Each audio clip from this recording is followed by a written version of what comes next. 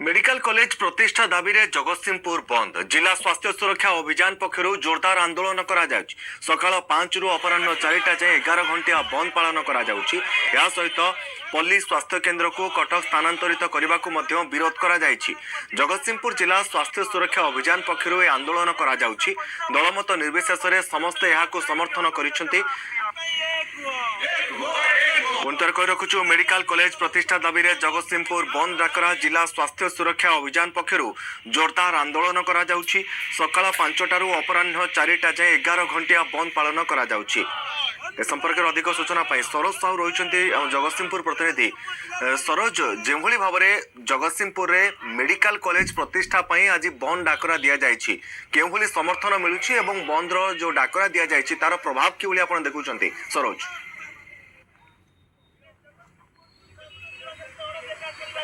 देखो तपन आम अच्छु जगतसिंहपुर जो कि आज सकाल 5टारू जगतसिंहपुर मेडिकल कॉलेज खोलिबा दाबी रे जो बंद डाकरा दि जाए आज जगतसिंहपुर बासी समस्त समर्थन कर सहित पल्ली स्वास्थ्य केन्द्र को जो कटक स्थानांतर करा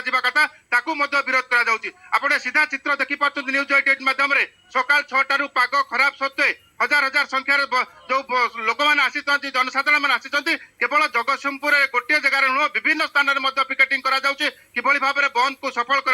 आम सांगे किसी युवक अच्छा जो मैंने कि आंदोलन को सफल करने चेष्टा अच्छा तेणु आप कहे कि भाव में आंदोलन को सफल करेंगे आज कौन आप मुख्य दाबी रही? देखो ये आंदोलन जगतसिंहपुर जनसाधारण सहयोग समर्थन सफल होगा जाऊँगी। जगतसिंहपुर जिले में मेडिकल प्रतिष्ठा कॉलेज प्रतिष्ठा आमर दाबी यही दाबी नहीं आम जगतसिंहपुर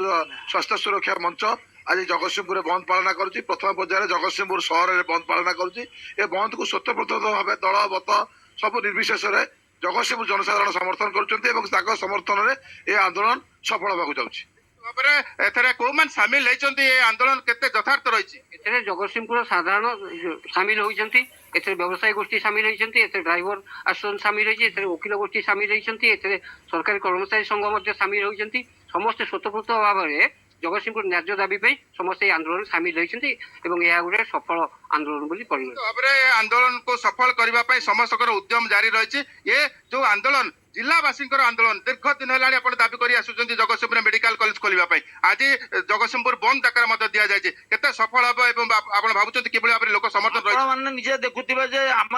बंद नुआ धरण डाकरा देचु जे आम ऑफिस की बंद करा जीवु ना जनसाधारण ऑफिस की आसतु ना आम ये आह्वान देचु एवं आज आम जोटा देचु सब विभिन्न राजनैतिक दल सामाजिक अनुष्ठान नवनिर्माण कृषक संगठन ये समस्ते सामिल होती जो जगतसिंहपुर विभिन्न दुकानी संघ व्यवसायी संघ से निज तरफ दुकान बाजार व्यवसाय प्रतिष्ठान बंद कर तेणु एथरे ये बंद संपूर्ण भाव में सफल होती। मेडिकल कॉलेज से कहला आवश्यक भित्तिभूमि ना आम सरकार को कागज देचु 5T सचिव जरिया सीडीएम आमको डाकी नीपुर 62 एकर जमी अच्छी जो सरकारी मेडिकल कॉलेज हो नीपुर आवश्यकता रही मेडिकल कॉलेज संपूर्ण आवश्यकता अच्छी आम लोके हटि मेडिकल हंतसत होती एससीबी मेडिकल कॉलेज जाऊँगी आमर ये नीपुर जगटा आम जगतसिंहपुर सहर ठारू मेडिकल ठारू मात्र 2 किलोमीटर दूर अवस्थित। प्रथम मेडिकल हो कौटी हम से कथा पछरे आगे आगे मेडिकल हवा कि सरकार निष्पत्ति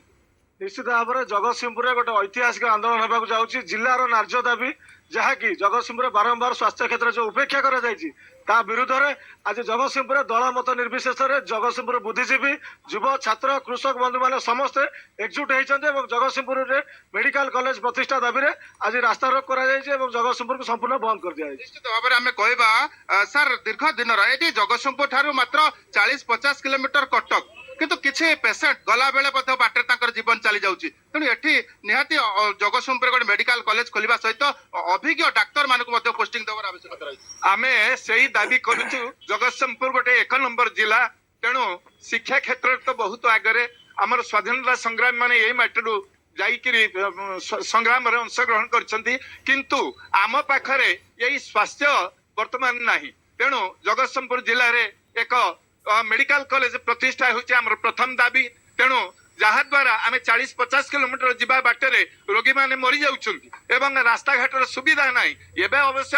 ରାସ୍ତାର ସୁବିଧା କରାଯାଉଛି, କିନ୍ତୁ ଏ ଭିତରେ ଅନେକ ହଜାର ହଜାର ଅମୂଲ୍ୟ ଜୀବନ ଚାଲି ଯାଇଛି। ତେଣୁ ଜଗତସିଂହପୁର ସଦର ମହକୁମାରେ ହେଉ ବା ଜଗତସିଂହପୁର ଆଖପାଖ ଅଞ୍ଚଳରେ ଆମ ଜିଲ୍ଲା ଭିତରେ କୌଣସି ଗୋଟେ ମେଡିକାଲ କଲେଜ ପ୍ରତିଷ୍ଠା ହେଲେ ସେ ଆମେ ଉପକୃତ ହେଇପାରିବୁ। ସ୍ୱାସ୍ଥ୍ୟ ହିଁ ସମ୍ପଦ। ଭାବରେ ସମସ୍ତଙ୍କର ସେଇ ଗୋଟେ ନିଶ୍ଚିତ ଆଶା ଭାବରେ ରହିଛି ଯେ ସରୋଜ ଆମେ ଜଗତସିଂହପୁର କହିପାରିବା ମେଡିକାଲ ଯେଭଳି ଭାବରେ ଲୋକଙ୍କର ଦାବି ରହିଛି ଯେ